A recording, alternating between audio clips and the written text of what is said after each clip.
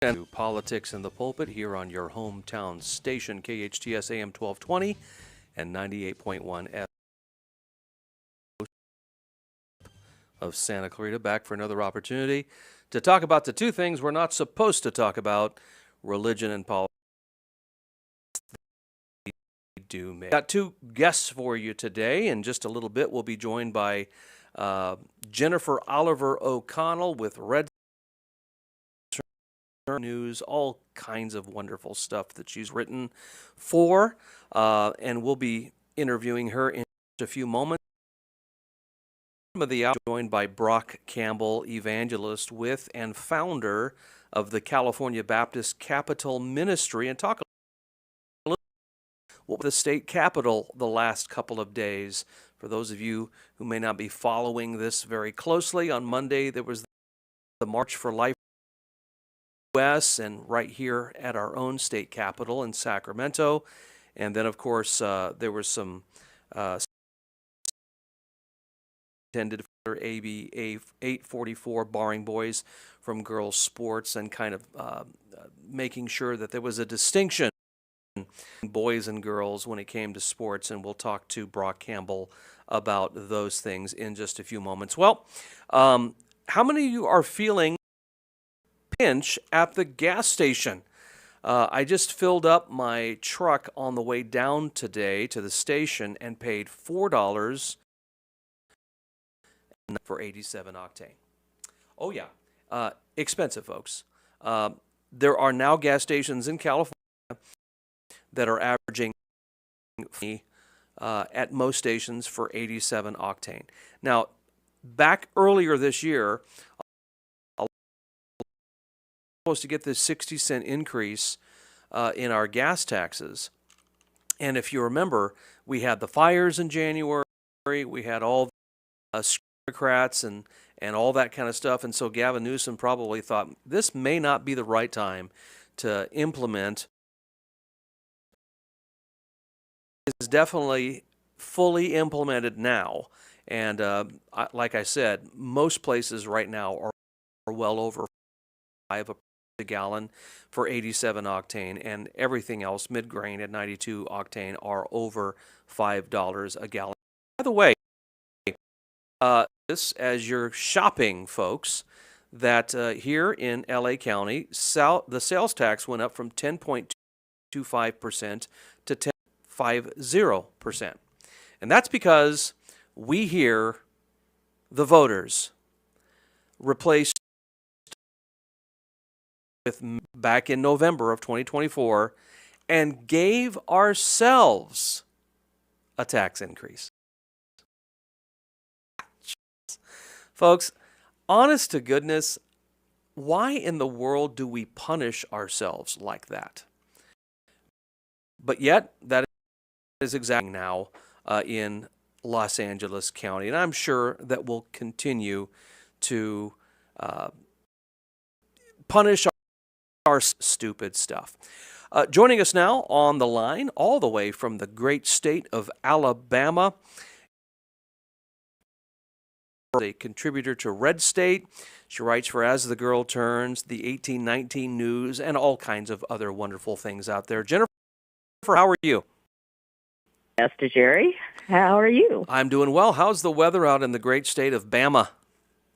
We are expecting a storm, possibly, and, it's always an adventure this time of year. I've got a really important... Stay safe. But have you seen Snow White yet? Snow Light? Snow White. White. No, I am too. So I haven't seen it, and I'm one of those guys that try to be fair and watch the movie by everybody else, especially the barrage of reviews that came in prior to the movie opening.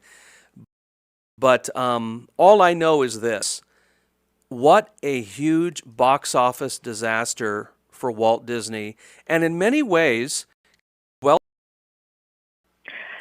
I am tired of the notion that you can't just leave that something is a beautiful classic, and you leave it. So that much stuff. Reasons why I have no plans of watching the whole new Lord of the Rings things, or even the Narnia series, because it just frightens me the way they have concepts of the treasure that those pictures and all that was. One of the things me, Jennifer, is I was just talking to one of the ladies here at the station just before we went live, and I had mentioned that when I go to the movies, and I don't go very often, my desire is to watch an hour and a half or a 2-hour movie and just kind of unplug myself from all the problems. I preach to want to be looked at as less than, or I'm white, so therefore I'm bad, or I'm a Christian, or therefore I'm bad. And it's the same thing when you want to listen to Bruce Springsteen sing "Born in the USA." You don't want him to hear him berate your. It just seems is not. They're just not getting it. Well, they live in their own little bubble. And having been in Hollywood before I left, it's true. It's like the world outside of theirs does not exist or doesn't matter, and they assume what's so important to them, and they realize 3/4 of the people don't give a crap. Absolutely, and I definitely don't do, and I just had a note passed to me here saying, what would Walt say? And in reality, that's one of the things I've actually thought about, considering that Disney is supposed to be family friendly. Disney is supposed to be, apple pie and baseball games. And Walt Disney didn't have a political agenda. Yes, he had about that, but none of that showed in his movies and his cartoons and in at Disneyland theme park. It was just a place to go. Well, the plot used to be just entertain, have a good time, and make money on that. Now it's we have to beat you over the head with the message. Woke. We have to make you care. That's right.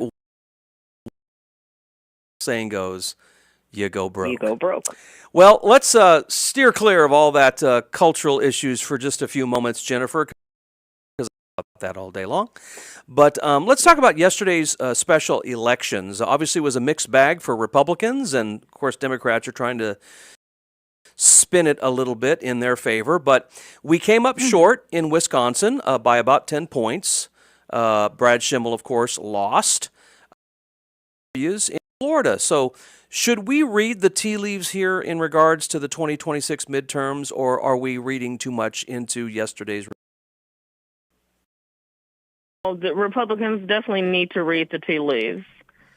It's like you cannot float on laziness, being engaged.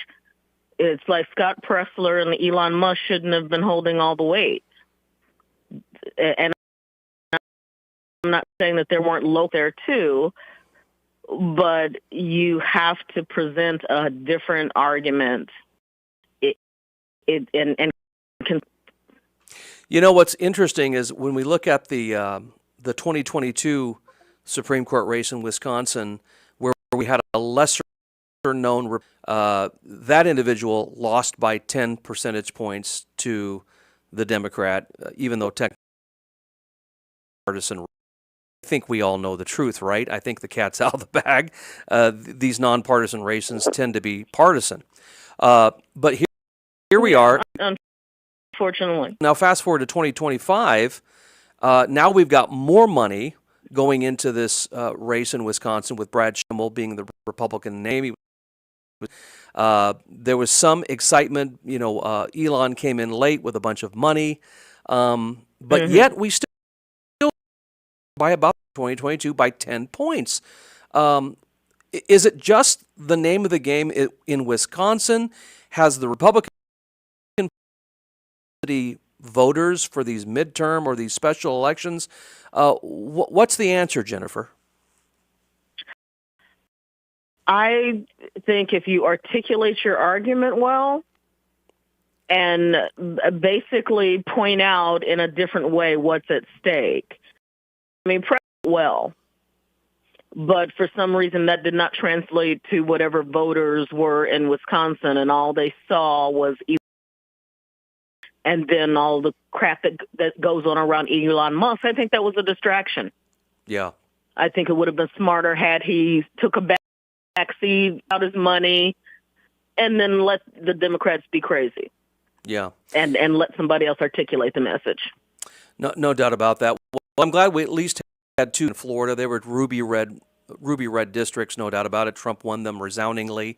The governor of Florida, Ron DeSantis, won them resoundingly when he won both of his gubernatorial races. I want to switch gears real quick and talk about the district court judges now. I know that you may have written some stuff about this. I know Jennifer Van Laar and others have written about this, but kind of for the next few moments here,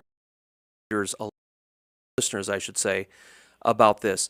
Can a district court judge, who by definition has power within his or her, how can they issue a national injunction that has broad appeal nationally? Doesn't that kind of upend the notion of being a, quote, district court judge? Yes, it does. And the way matters were set up for these district court judges, they're basically over their skis and overstepping, which needs to be taken care of with the Senate, with Congress. I'm not saying impeach, but dealing with the fact that these district court judges are not doing their job. They're trying to do the Supreme Court's 2.0 version of resist anything that Trump does, because obviously we knew in the most definitely. Yeah, because we know in the first term, it was pretty resist. They lost in 2024, so now the way they're going to try to stop Trump's agenda is through is that a try to do, Jennifer? Well, that's what they already are doing. I use the term in my writing, gum up the works, because they know it's not going to stop it completely. They know they're overstepping their boundaries, but they can cause enough trouble in the meantime. Yeah. And what do you need to get into this and chastise these court judges? Exactly what can Congress, what can the Senate do? Yeah. Well, the bill, I forget who it is, Kennedy, I forget which senator has brought it forth. But they need to lines on, this is what you do as a district judge. If you go past this boundary, there should be consequences. What I'm trying to explain is, let's say my congressman, who represents the 27th Congressional District here in California, all of a sudden he thinks he's the president, and his district now, is the entirety of the U.S. instead of just this area of his district. And so when you explain that way, usually people then understand a little bit. But on the other hand, if you're a leftist, you don't really care about those types of explanations. Let's kind of back to our state here in California. I know that you originally were from California, and of course you've moved to Alabama, but you're still pretty close to six. You just wrote an article for Red State where you said, quote, Trump chooses California Assemblyman Bill as a Central District of California. Let me ask you, what are the implications of this choice, Jennifer? Well, Bill, and I appreciate that fight, particularly for California Republicans who have just majority everything. Yeah. So it's nice to have him in there as someone who's a fighter. And not just making noise like AOC and Jasmine Crockett, but someone who has an actual background and experience and can actually do something, which he tried to do in his role, but Republican minority and Democrat supermajority, it understood that he was, it was David and Goliath. Yeah. But he was still going to fight. Yeah. He's in the again, not always for the best reasons, but we've got a governor's race that's starting to slowly heat up a bit. Javier Becerra, of course, Biden used to call him Javier Baccaria, but I would right now. But anyway, Javier Becerra announced that he is going to be throwing his hat in the race for the Democratic nomination for governor. We've got, who of course I think is my worst nightmare here in Orange County, Tony Thurmond, who of course is such a great individual when it comes to former mayor of Los Angeles, Antonio Villaraigosa, have all thrown in their hat to run for California governor. And then on the Republican side, the only reputable name at the moment is Sheriff Chad Bianco, whom we hosted last week, interviewed here at our station that's running on the Republican side. What are your thoughts of Javier Becerra, Katie Porter, Thurmond, Antonio Villaraigosa, and then, of course, Sheriff Chad Bianco, real quick? Well, they need one more person in the clown car. Where's Kamala? That's I mean, seriously, that is the worst bunch of left-wing radicals taking. And then, of course, Chad Bianco on the far right. Now, when you say far right, do you think he's far right sense of ideologically, or is that how he's viewed? I think that's how he's viewed. I mean, I know he believe, saying he wasn't going to arrest people for going to the beach and things like that. He also took a knee.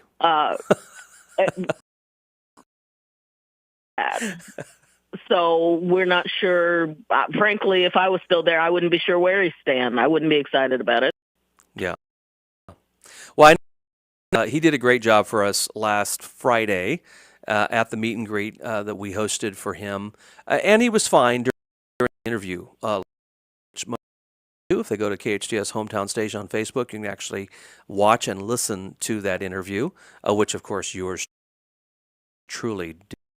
But I think one of the things that I was uncomfortable with, and I still am uncomfortable, if you watch the video from 2020 where he is, face-to-face with a BLMer somewhere in downtown Riverside, it's very clear from the video that he took a knee. I don't know if it's several. And his explanation is that he took a knee to pray.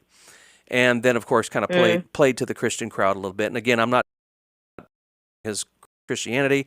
I'm just saying the rhetoric doesn't match the visual, okay?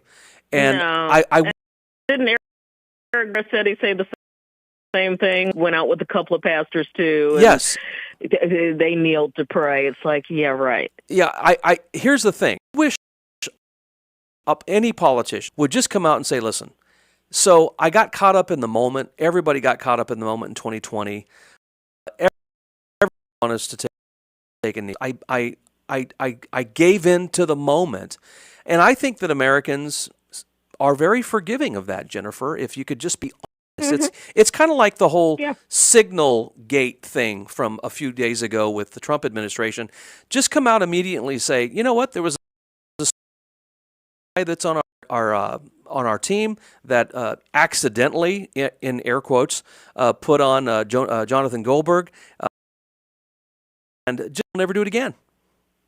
Yeah. But politicians just can't do that, right? Half of that. Oh, they did part of that. Not soon enough, but they did, Yeah, I know. They should have come out immediately with that. But it's neither here nor there. I think the Democrats tried to make that more than what it was. But what do you think is brewing down the lane? I'll give you the last minute on this, Jennifer. Talking to Jennifer Oliver O'Connell with Red State, As the Girl Turns, and the 1819 News. What are your thoughts about the situation news today that Mexico folded in terms of reciprocal tariffs? I am excited going to happen. One of the things that I'm working on that will be published on Red State is Trump speech where he said for 30 years, or people who were saying for 30 years, oh, this will work and that'll work and NAFTA, and they were wrong. and I'm right there with them. Yeah. Well, seeing people pontificating about we're coming up to doing something about it. We're coming up to a hard break, Jennifer. I want to say thank you so much, Jennifer Oliver O'Connell, for joining us today on Politics. Always full of information, and we appreciate you writing and being a contributor to Red State, As the Girl Turns, 1819 News, and all those wonderful sites as well. Jennifer, thank you so much for joining us. Thank you, Pastor Jerry, for taking the time. All right, we'll be back here on Politics in the Pulpit on your hometown station in just 1 minute. Live on your hometown station. According to Pastor Jerry Cook. At the end of the broadcast, right before we conclude, I wanted to tease a little bit about something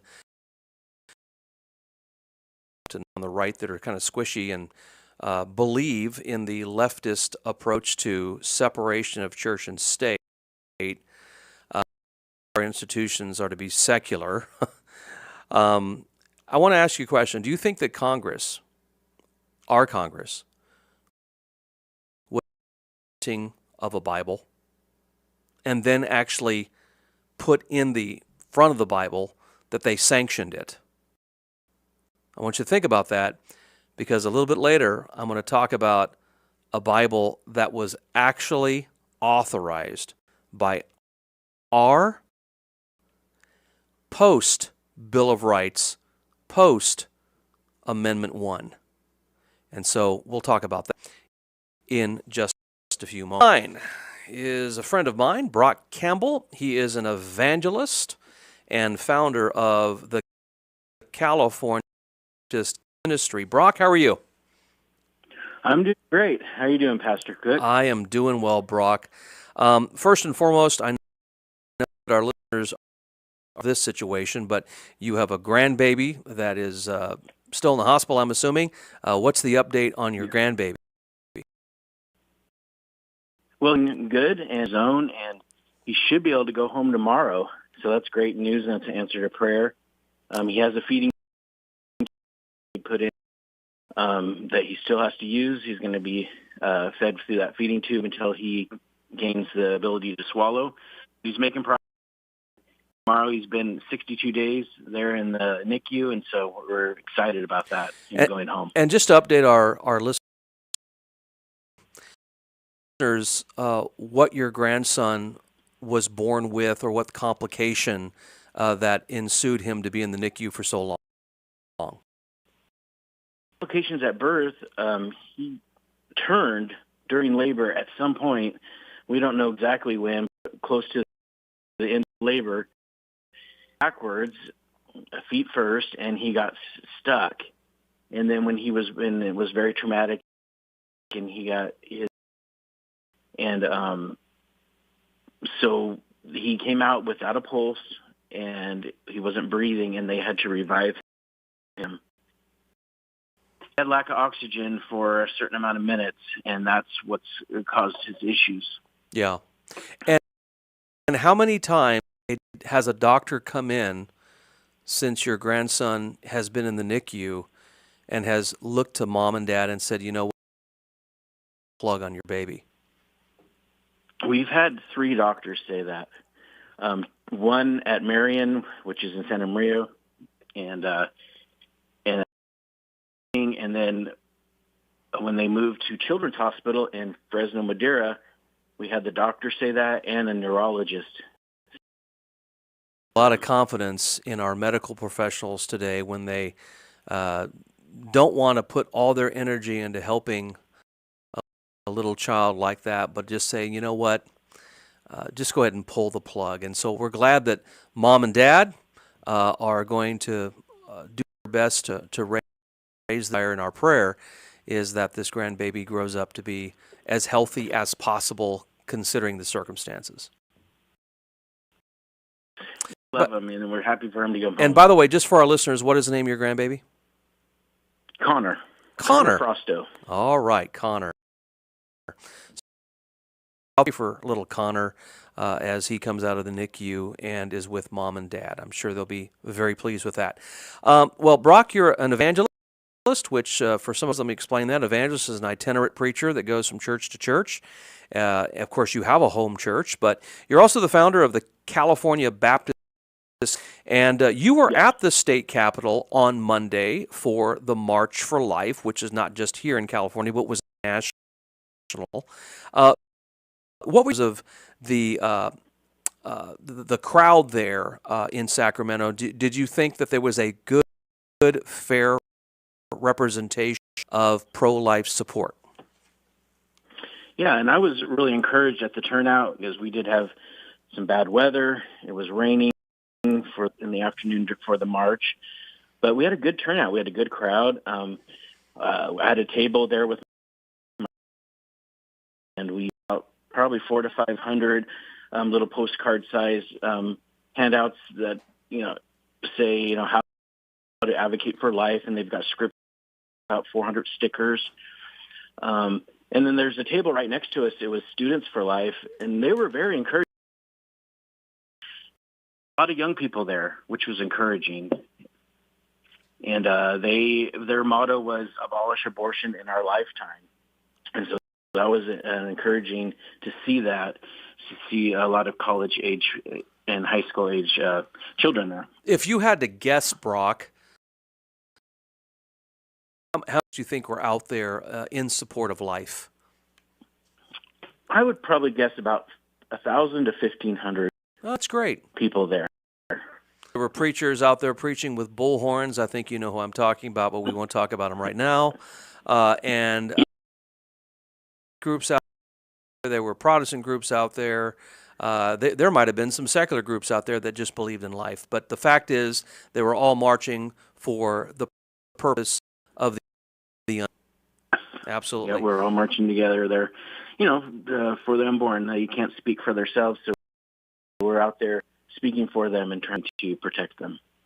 So why do you think the Democratic Party, and some even on our Republican side, to be completely honest, hell-bent on making abortion such a sacramental issue in their lives? Is the death of the unborn such an important thing to them? What is your thinking on that, Brock?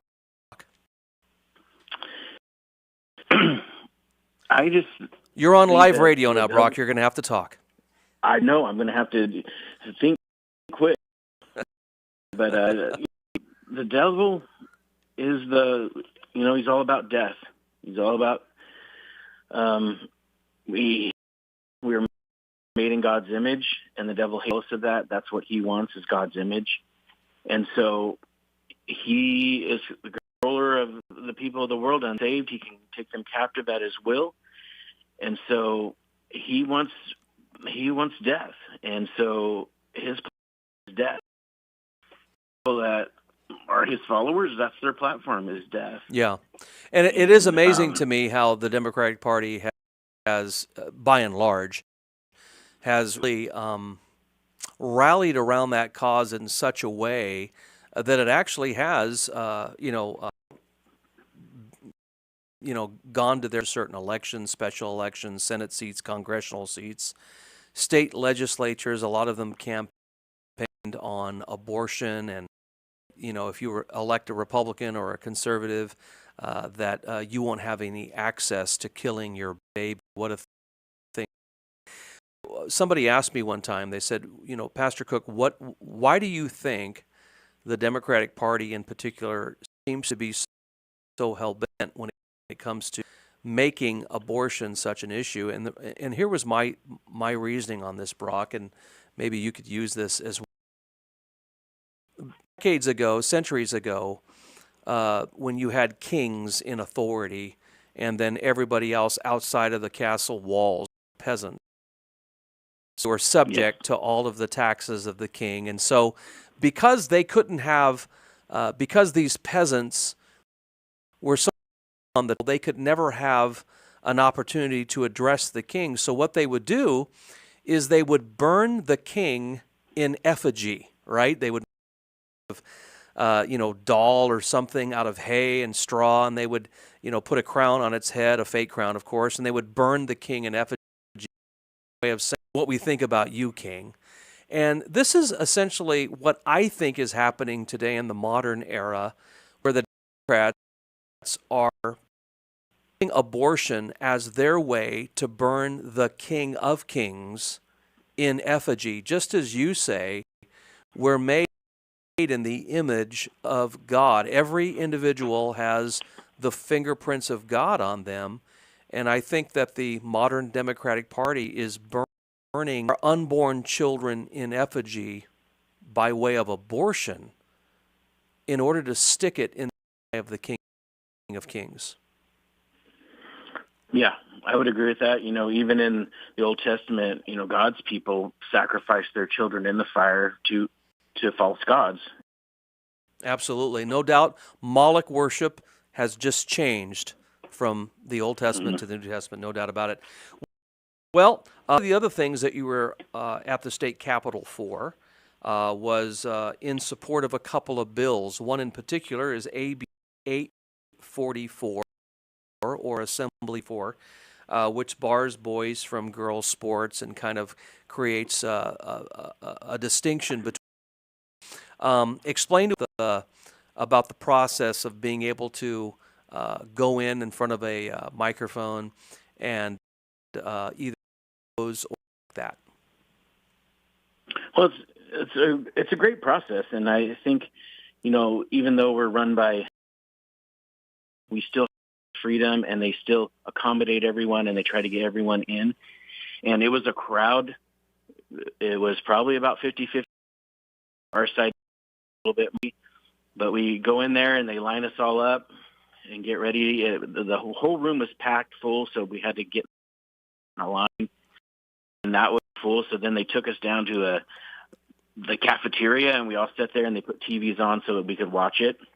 And then once the opposition support and opposition spoke for the bills, then we could get up and we can go get in line, and we just line up, and they let us in. Say what your organization you're from, and then you say if you support or oppose. They did a support and oppose bill because there were so many people.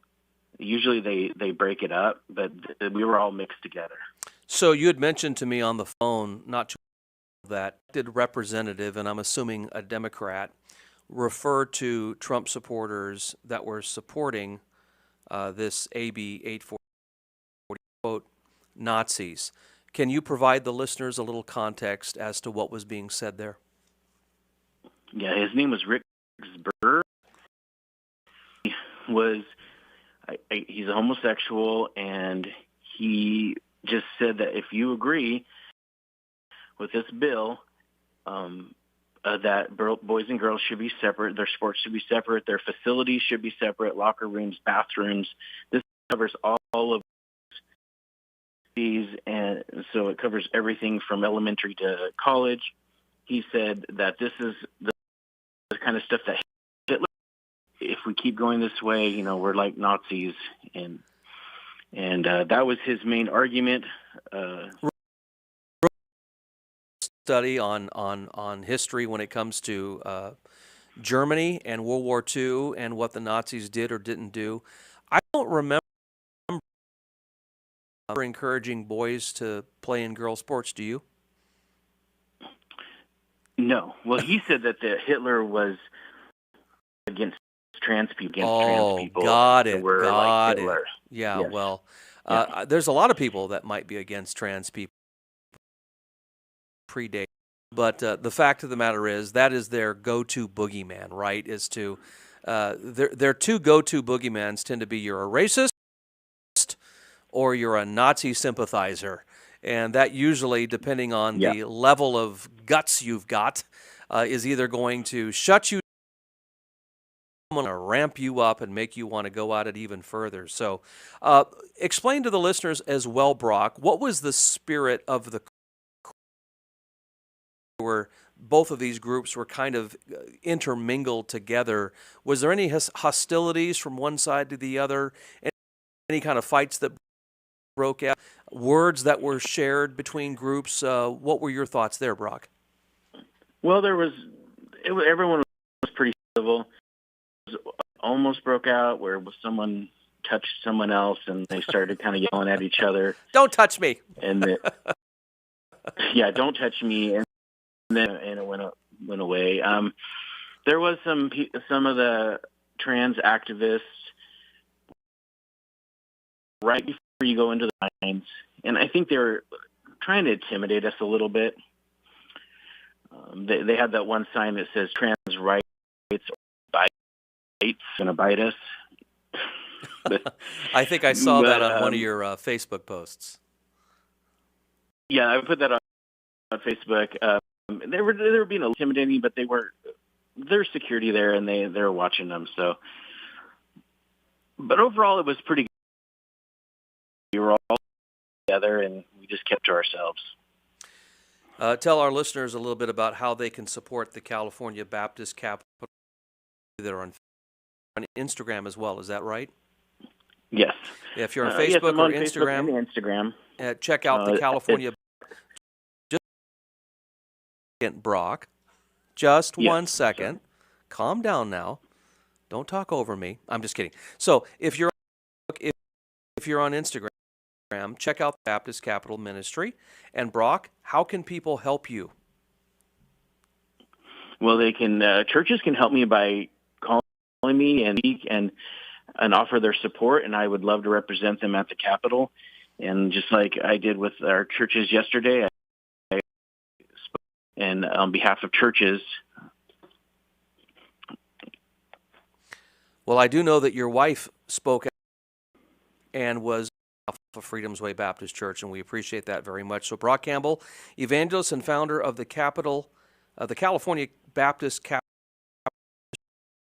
calling into and hope that the ministry continues on. Thank you so much. When we come back here on Politics in the Pulpit, we'll talk about Congress authorizing the first printing of It's True when we come back on your hometown station.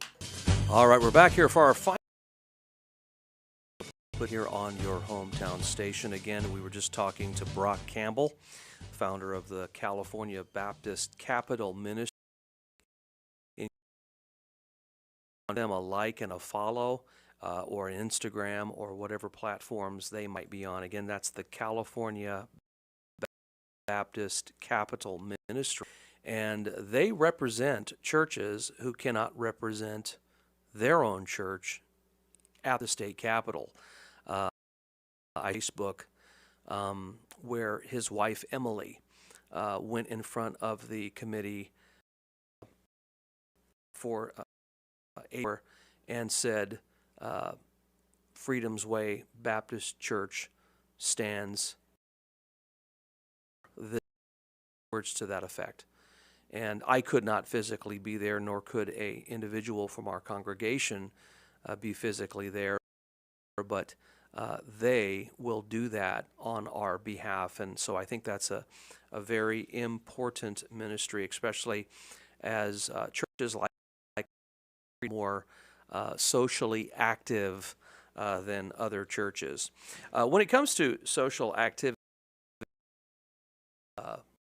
the philosophy of the left, one of the things I love to hear from our friends on the left is this mantra of separation of church and state. Now, let's just, for the moment here, disregard the church and state appears nowhere in our Bill of Rights, nor in the Declaration of Independence, nor the Constitution of the United States. But for those of you that are out there that know a little bit of the history and the context of that phrase, that was a phrase lifted out of a letter and wrote in response to the Danbury Baptist Association in the Northeast, a letter to Thomas Jefferson, at the time one of our presidents, basically expressing that they did not want their rights to be trampled on as a Christian group, and any group to be if you will, brought to the forefront and capitalize and make the main Christian group that Congress would look to. And so a lot of our leftist friends will say anything political from the pulpit, or if I say anything political from behind this microphone, even though technically I'm speaking as citizen, they'll say, separation of church and state. Now, of course, they have no idea what they're talking about. They've never read the letter that Thomas Jefferson wrote. They have no understanding of the context of why that letter was written back to the Danbury Baptist and all that kind of stuff. So I think it's to understand that the framers and founders of our country do not believe that that biblical Christianity should have nothing to do with any of our. How many of you knew this? September 12th, 1782, just a few years after the ratification of the Bill of Rights, Congress authorized printing of the Bible in North America by Philadelphia publisher Robert Aitken. This Bible has been called, quote, the Bible of the Revolution. Why was it called that? Because Robert Aitken believed that every soldier at the should have a Bible. Now, the question is, why would Congress authorize the publishing of a Bible? Separation of church and state, and some of these same founders in 1782 were alive in 6 and also understand our Bill of Rights. And if separation of church and state means the left and the way it has been used since 1948, then why didn't the Congress of 1782 believe the same thing? Because they authorized a Holy Bible, and I'm going to read the cover of this Bible, of it from 1968, and it's by the American Bible Society, and I'm going to read it. The Holy, as printed by Robert Aitken and approved and recommended the Congress of the United States of America in 1782. Wow. World. Could those same government officials who gave us the First Amendment, all that is the Establishment Clause, where Congress shall make no law respecting the establishment of a religion, but actually approve and recommend and distribute a Bible.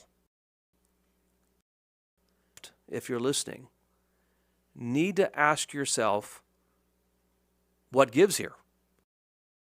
Either your understanding of the Establishment Clause is extremely flawed, which is what I believe it is. All the Establishment Clause does, and all it establishes, the government of America would not make the same mistake here that England made when first Americans, the British Isles. Remember, in England, there was a church-state. Church was the official denomination that was recognized by Britain. Still is. When the folks came over on the Mayflower Compact, all that kind of stuff, and when our first forefathers started our United States government here, they made sure by putting that establishment that we would not make that same mistake. Christianity is not the main recognized of the United States. However, it's also not prohibited by the United States government. And folks, we have freedom of religion in the United States. More freedom across the globe. And you can thank God for that. And you can thank our very fathers for having the foresight and the intestinal fortitude to put that in there. Next Wednesday, joined by the real Deborah Pauly. We were supposed to have her last week, but if you recall, I wasn't able to make it in last week, so we ran some music. But we'll have the real Deborah Pauly in next week and talk a little bit more about the judicial activism, our system, a few other things as well, when we return next week on Politics in the Pulpit.